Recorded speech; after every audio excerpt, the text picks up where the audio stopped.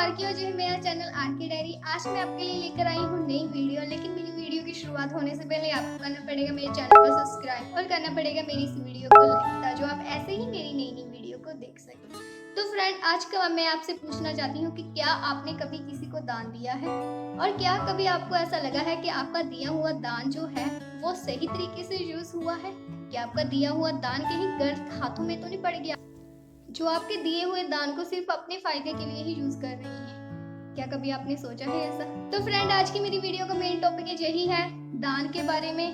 तो बिना टाइम कमाए चलो करते हैं शुरुआत मेरी आज की वीडियो की। संत कबीर जी अपनी रोजी रोटी कमाने के लिए कपड़ों की बुनाई का काम किया करते थे। एक बार दोपहर के समय जब वे बुनाई कर रहे थे तो उनके घर के दरवाजे में एक मंगता आया, और वह बड़ा ही भूखा था।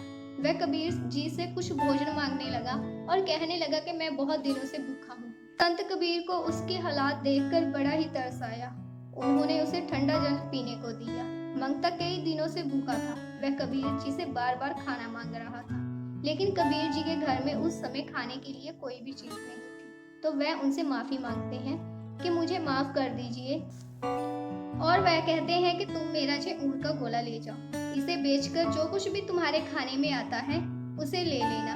तो वह मंगता उनका ऊन का गोला लेकर वहां से चला जाता है। उसे रास्ते में एक तालाब नजर आया तो उसके दिमाग में एक तरकीब सूझी। उसने ऊन के गोले को निकाला और उससे एक जाल बना लिया, और वह फिर उस ऊन के जाल से मछलियां पकड़ने लगा। किस्मत से तालाब से उसने बहुत सारी मछलियों को पकड़ लिया था। वह शाम तक मछलियां पकड़ता रहा, और वह फिर उस मछलियों को लेकर बाजार में चला गया और उन्हें बेच दिया।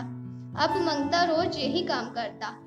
धीरे धीरे उसने मछली पकड़ने को ही अपना धंधा बना लिया था, और उसका काम चल भी रहा था।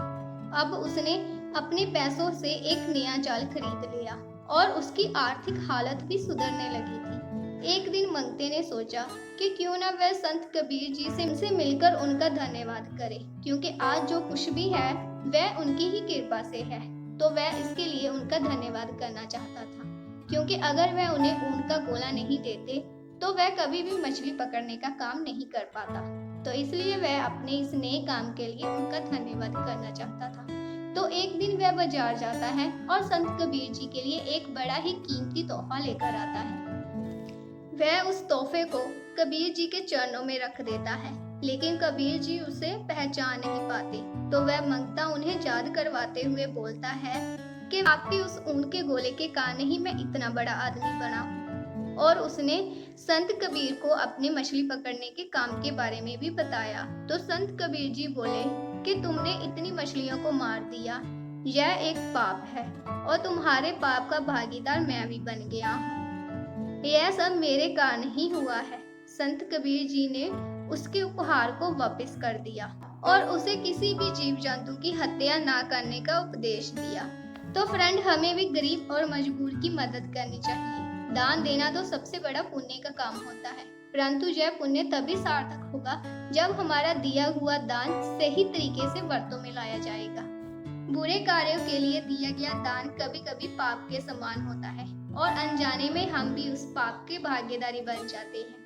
तो अगर आपको कभी किसी को दान देना है तो यह जानना बहुत जरूरी होगा कि हमारा दिया हुआ दान सही काम में लग रहा है, उसकी सही वरतों हो रही है। आपको ये जानकर ही दान देना चाहिए।